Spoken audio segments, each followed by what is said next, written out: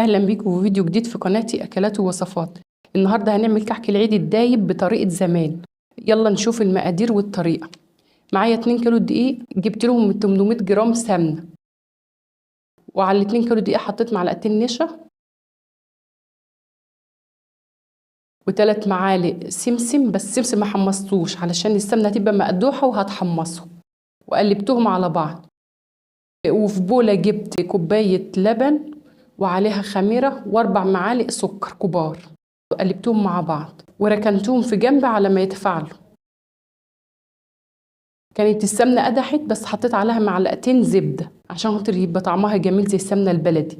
وقمت حاطه السمنه على الدقيق زي ما حضراتكم شايفين اهو. تقلبي بمعلقه خشب باي حاجه بس عشان خاطر بيبقى سخن جدا. قلبت السمنه حلو مع الدقيق وقعدت بسيت فيه ازيد من نص ساعه.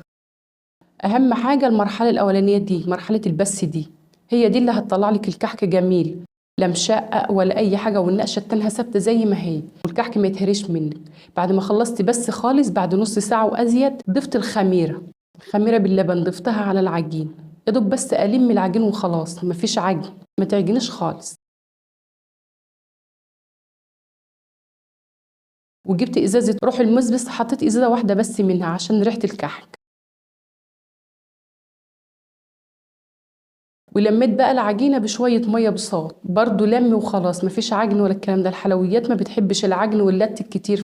على ما عجنته كنت مجهزه الاول الملبن بمعلقه سمنه بلدي قبل كده، وكورته وحطيته في صينيه، وبقيت نقطع حته العجينه واحط في قلبها الملبن والفها زي ما حضراتكم شايفين كده. واهم حاجه تلفها حلو عشان الملبن ما يخرجش منها، عشان الملبن لو خرج منها هينشف في الفرن.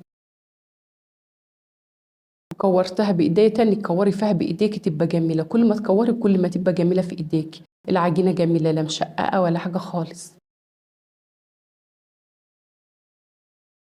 معايا المنقاش بقى نقشته، بصي النقشه زي ما هي، تنها زي ما هي، والكحك دايب وجميل ولا انهرى منه اي حاجه، وكانت ريحته جميله بصراحه. كنت عامله الكحكه صغيره مش كبيره.